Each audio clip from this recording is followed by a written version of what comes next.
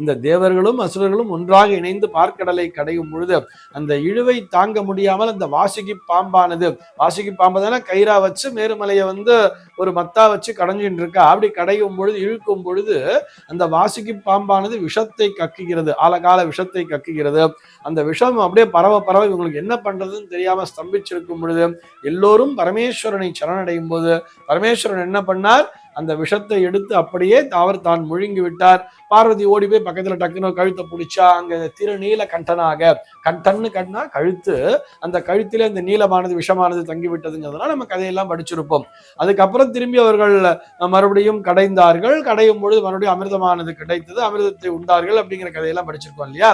இந்த அமிர்தத்தை உண்ட பின்பு இந்த தேவர்கள் அனைவரும் ஒன்றாக இணைந்து அந்த ஆலகால விஷத்திலிருந்து தன்னை காப்பாற்றிய அந்த சிவபெருமானை போற்றி துதித்த நாள்தான் இந்த மகா சிவராத்திரி நாள் சொல்வார்.